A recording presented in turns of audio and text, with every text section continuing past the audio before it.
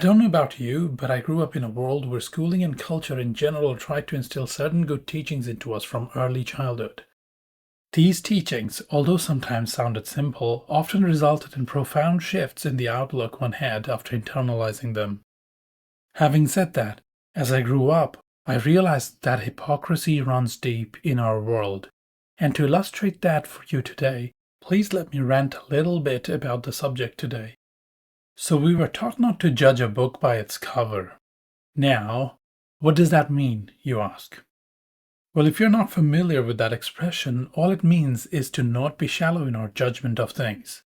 In the most literal sense, you probably already understand that the cover of a book cannot possibly tell you if a book is actually well written or not.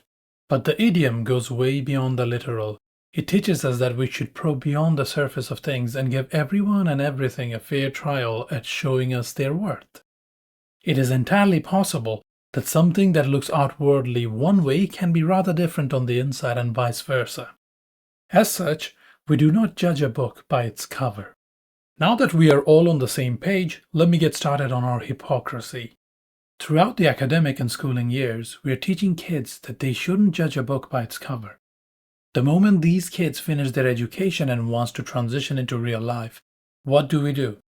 We throw them into a world full of the exact opposite value system. For example, would you not advise these kids to write the best-looking resume possible? What about the language they use in job interviews? What about their choice of clothing in the job interview? The truth is that everyone understands that no matter how talented someone may be, they may not even get the interview because of what their resume looks like. Or because they used unprofessional photos on LinkedIn or something, or because they wore the wrong thing to the interview. The point being that we are constantly judged by the cover. The mask you wear when in public is your cover. Someone with a good cover but bad book ends up getting more opportunities in this world than someone with a bad cover and a good book. That's the reason a mediocre accountant who shows up looking smart for their interview will most likely be favored over the excellent accountant who shows up in their PJs for the interview.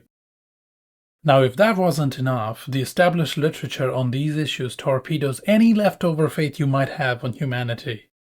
What studies show is that others will just assume you are smarter, kinder, more competent, and morally superior if you look attractive. Attractive people end up earning more even when we control for the same level and type of work done as someone considered not attractive. You can use a guy's height to predict their income, leadership, attainments, and perceived authority. If you're ugly, judges will just assume you're more guilty, and your looks alone will land you a harsher sentence. People are fully capable of and will readily infer moral character from physical appearance alone. Now, I don't know about you, but to me that looks a lot like we haven't really been honest about how the world actually works. It's not just the books that matters. In fact, the cover is supremely important and consequential. Sometimes, sadly, we pay the price even when we had no control over the cover. There are darker detailed studies on capital punishment showing how the skin color of the victim influences the severity of the sentencing. The disparity can be so bad that, for example, you are 4.3 times more likely to get the death penalty for killing a white person as opposed to killing a black person.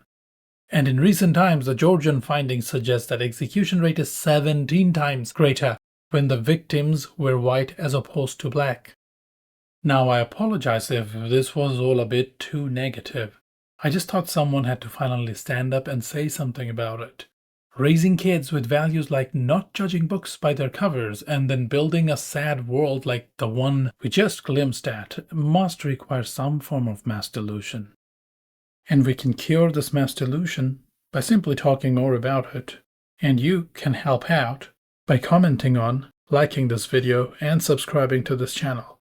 This has been the Scientalist. See you in the next video.